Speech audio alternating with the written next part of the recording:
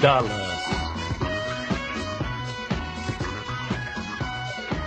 Bem-vindo de volta ao seu portal definitivo para reviver a era de ouro da cultura pop e das relíquias da TV.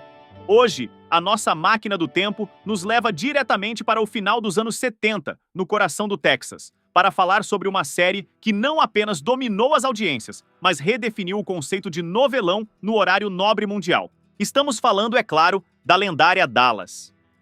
Estreando em 1978, a saga da família Ewing nos cativou com suas disputas implacáveis por petróleo, poder, ambição desenfreada e as traições memoráveis lideradas pelo inesquecível vilão J.R. Ewing. Dallas foi um fenômeno cultural sem precedentes, parando o mundo com mistérios como quem atirou em J.R. e criando ganchos que moldaram a narrativa da TV moderna. Mas, por trás da ostentação do rancho South Fork e do luxo vintage dos anos 80, existem segredos fascinantes. Como, a princípio, uma minissérie se tornou uma gigante de 14 temporadas. Quais dramas reais dos bastidores influenciaram a trama, como a polêmica Temporada do Sonho, que na 9ª temporada, entre 85 e 86, onde toda a trama foi revelada no final como um pesadelo de Pamela Barnes Ewing, trazendo de volta o personagem Bob Ewing, que havia morrido na 8ª temporada, tornando os eventos da temporada anterior não canônicos.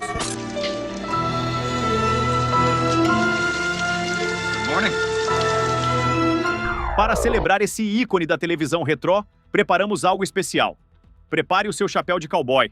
Aqui estão as 15 curiosidades mais surpreendentes sobre Dallas que vão explodir a sua mente nostálgica. Vamos nessa viagem?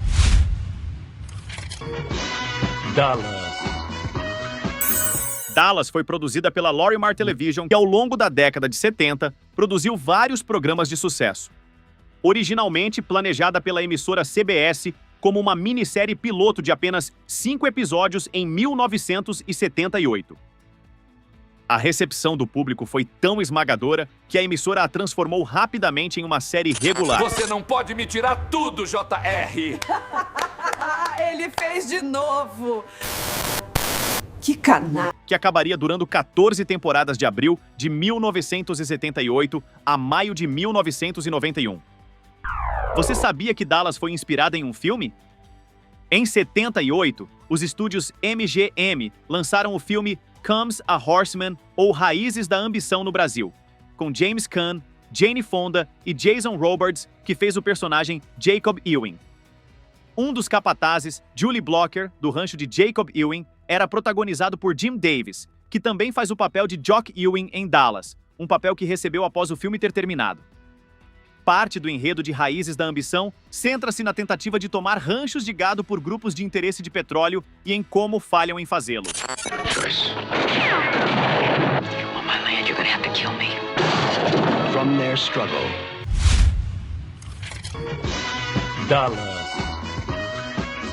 A ideia original do criador da série, o roteirista, produtor e diretor de televisão David Jacobs, era fazer uma versão moderna da tragédia de Shakespeare. O foco deveria ser sobre uma grande e rica família do Texas, os Ewings, donos da empresa privada de petróleo Ewing Oil, ou petrolífera Ewing, e do rancho de gado South Fork. Inicialmente, a série centra-se no casamento de Bob Ewing e Pamela Barnes, cujas famílias se juraram inimigas devido ao conflito pelo poder e petróleo. Conforme a série progredia, o irmão mais velho de Bob, o magnata do petróleo, J.R. Ewing, tornou-se o personagem de maior destaque, cujos esquemas e negócios escusos se tornaram a marca registrada da série.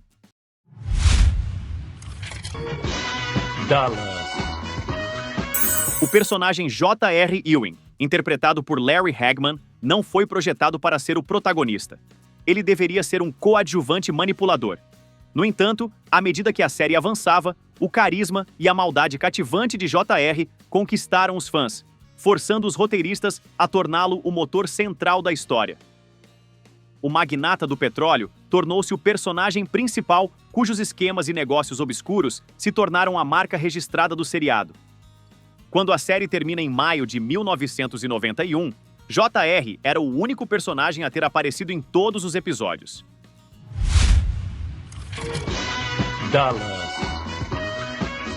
O final da terceira temporada, onde J.R. Ewing leva um tiro, criou o cliffhanger ou gancho mais famoso da história da televisão.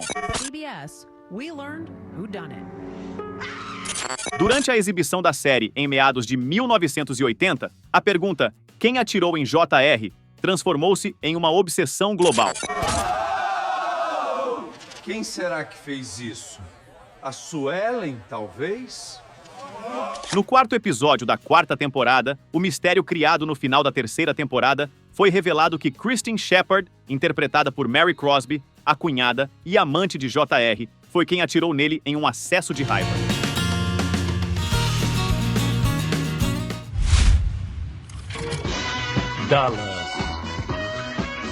Esse episódio 4 da quarta temporada da revelação da identidade do atirador, intitulado Who Done It? Ou Quem Fez Isso?, recebeu a maior audiência doméstica até então, com mais de 90 milhões de telespectadores dos Estados Unidos em 21 de novembro de 1980, sintonizando para descobrir a resposta.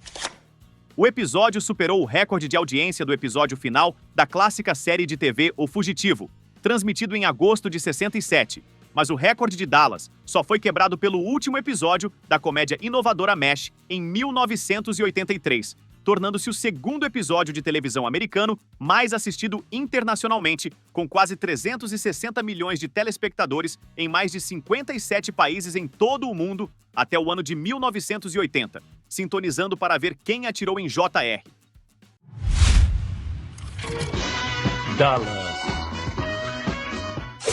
Para manter o segredo absoluto sobre quem atirou, a produção filmou várias versões da cena do crime, com quase todo o elenco atirando, incluindo a matriarca Miss Ellie e o próprio Larry Hagman. Ninguém no set sabia quem era o verdadeiro culpado até a edição final. As casas de apostas criaram uma série de probabilidades para os possíveis culpados. O favorito era Dusty Farlow, amante de Sue Ellen Ewing, esposa de JR, com probabilidades de 6-4. A própria Sue Ellen tinha probabilidades de 25-1, assim como a mãe de JR, senhorita Ellie Ewing. Com probabilidades de 4-1 estavam a irmã de Sue Ellen e amante de seu marido, Kristen Shepard, e o banqueiro Vaughan Leland, que foi vítima de um golpe de JR. You better start talking fast. Go on, all I can say.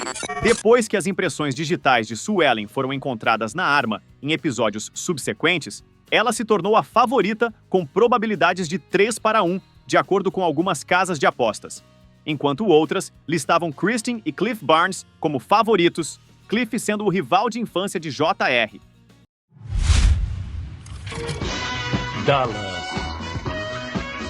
Apesar de interpretar um magnata do petróleo, Larry Hagman tinha problemas sérios com o álcool.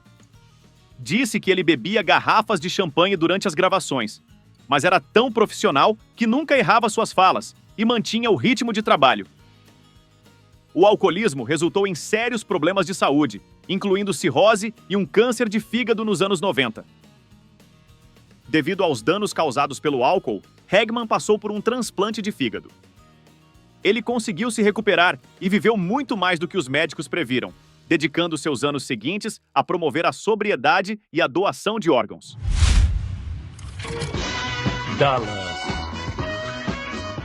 O ator Patrick Duffy, que interpretou Bobby Ewing, decidiu deixar a série para seguir outros projetos. E seu personagem, como mostrado anteriormente, foi morto em um atropelamento dramático no final da temporada 8. Devido à baixa de audiências da série, Patrick Duffy foi convencido a regressar pela Lorimar, a produtora, e por Larry Hagman. It was becoming second nature. I didn't even have to think about that response. But when it came from Larry, and we had a long talk, and everybody makes a lot more out of everything than there really is. It wasn't too convoluted. It was a couple of good friends sitting down having a drink and being silly and saying, why don't you come back? And I said no, and then he talked to me a long time about it. And basically, it was very lighthearted. It wasn't a lot of soul-searching or anything. And I just went home, discussed it with my wife, and then we opened up the avenue. Para trazê-lo de volta na temporada seguinte, os roteiristas criaram a reviravolta mais polêmica da TV. Pamela acorda e encontra Bob no chuveiro, revelando que toda a temporada anterior foi um sonho dela. Good morning.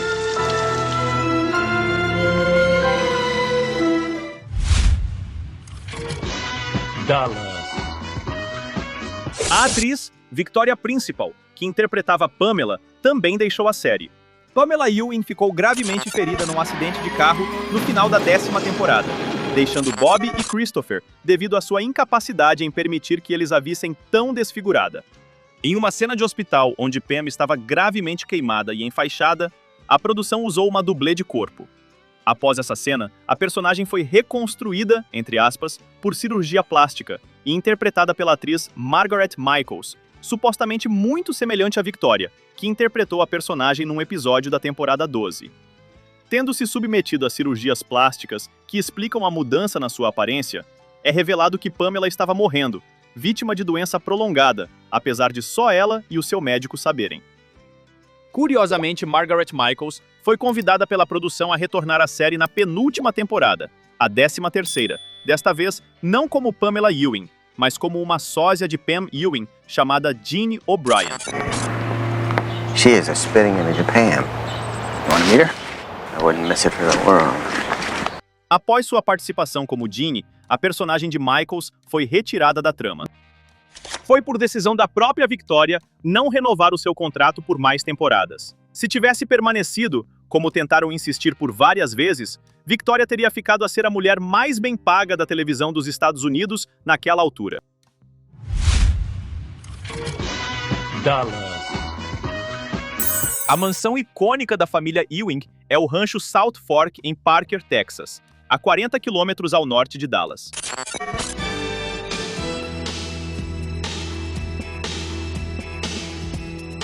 Uma variedade de passeios é oferecida ao local para os fãs.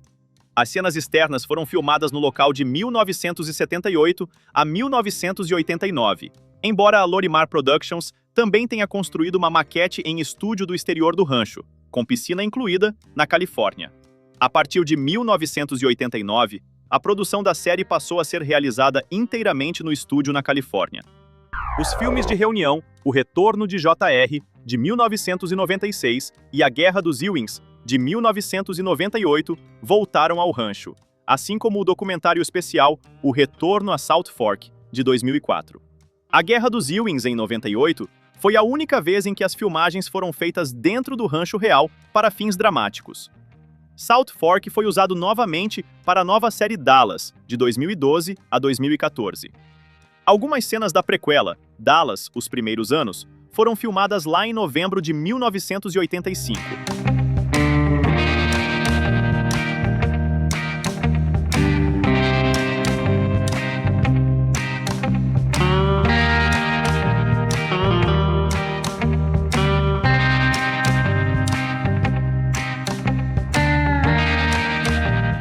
Entre 1993 e 1994, o rancho foi destaque no videoclipe da música God Blessed Texas, da banda Little Texas.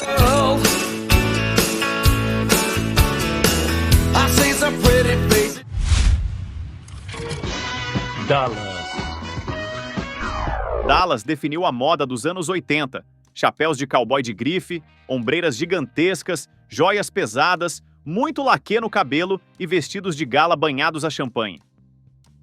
Era a ostentação máxima na TV. Presentes em blazers e vestidos, as ombreiras eram um símbolo máximo de autoridade e silhueta imponente. O visual era marcado por sombras coloridas, batons fortes, seguindo o estilo Big Hair.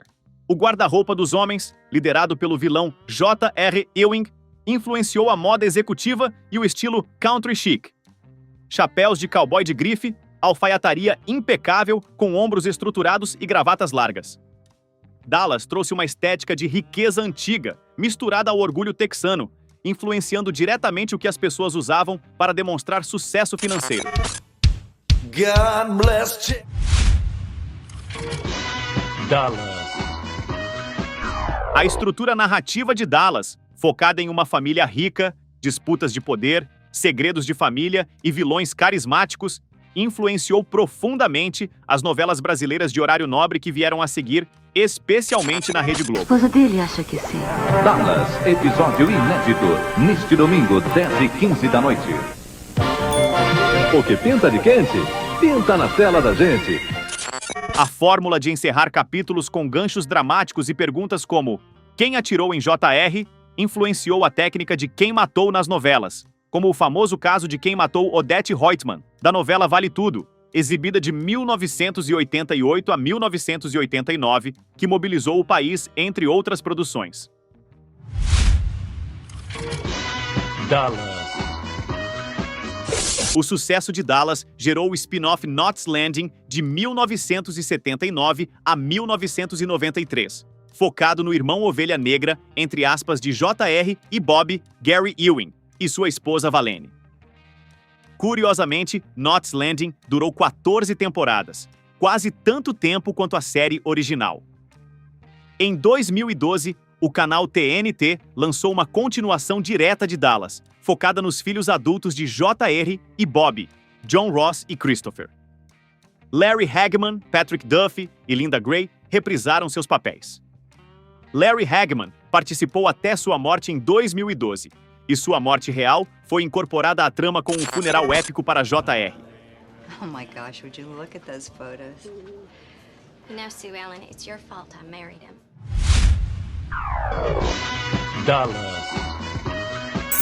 Dallas estreou no Brasil no início da década de 80 pela Rede Globo, que exibiu inicialmente suas 2 primeiras temporadas. Bem, querido, eu vou ter o prazer de mostrar a ele do que sou capaz. Fiz de sua companhia um castelo de cartas, e que se não fizer o que eu mando...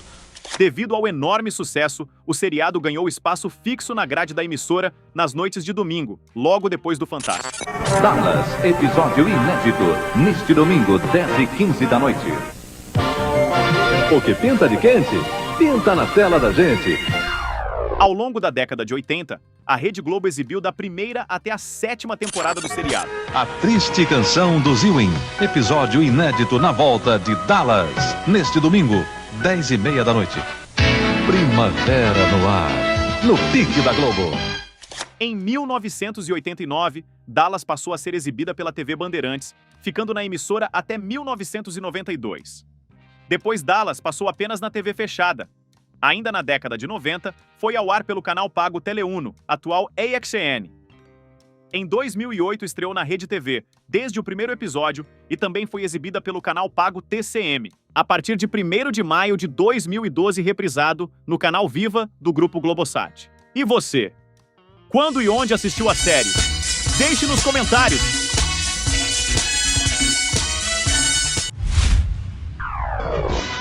Dallas. Para o público brasileiro, grande parte da magia de Dallas veio das vozes inesquecíveis que deram vida aos personagens da família Ewing. A dublagem clássica elevou o nível do drama e ajudou a transformar a série em um fenômeno de audiência no país. A dublagem da série foi realizada inicialmente pela Herbert Richards. Versão brasileira, Herbert Richards. Com a direção de Angela Bonatti, que se destacou na dublagem como a voz da Linda Carter no seriado da Mulher Maravilha dos anos 70, Angela nos deixou em 2025, aos 85 anos. A partir da 10ª temporada, o seriado passou a ser dublado no estúdio Telecine. Alguns dos destaques absolutos foram J.R. Ewing, interpretado por Larry Hagman. O vilão sarcástico e manipulador ganhou a voz magistral de Orlando Prado, na primeira fase. Diabos, como foi que ela acabou se casando com ele? Prado conseguiu capturar perfeitamente a essência cínica, a risadinha e o sotaque texano arrogante do personagem, tornando-o um dos grandes responsáveis por fazer o público amar e odiar J.R. no Brasil. Não é comum para um Ewing passar uma noite na cadeia. Você decaiu bastante desde que o papai morreu. Não, eu admito, eu tive problemas por uns tempos, mas eu soube me dominar. A vida continua, rei. Para o Ewing, pelo menos. Sue Ellen Ewing, interpretada por Linda Gray. A esposa trágica de J.R. teve a primeira voz dublada por Neuza Tavares, Vera Miranda, segunda voz, e Marisa Leal, terceira voz, que entregaram toda a carga dramática, o sofrimento e os altos e baixos da personagem. Nós não temos mais nos amado. Não há nada neste mundo que Jock Ewing queira mais do que um neto. E eu não consegui dar a ele o primeiro neto. Pamela Barnes, interpretada por Victoria Principal. A mocinha que entra na família rival recebeu a voz doce e firme de Juraciara Diácovo, contrastando perfeitamente com a hostilidade do rancho Southfork. O que tal o casamento de uma Barnes com um Ewing? Um menino? Uma menina? Contou com vozes icônicas que marcaram a TV, como a dublagem de Bob Ewing, interpretado por Patrick Duffy, feita pelo mestre Newton da Mata, que fez a primeira voz da primeira à 9ª temporada, e o talentoso Dário de Castro, que fez a segunda voz da 10ª à 14ª temporada. Seus pais vão me expulsar daqui, eu sei disso. Calma, querida. Minha esposa agora pertence à família. Você é uma... Vamos ficar por aqui, Júnior. Pamela é minha esposa e você tem que tratá-la com respeito. Ora, escute aqui, irmão. Você planejou essa viagem só pra vir aqui e ver Pamela? Dallas. O antes e o depois do elenco principal.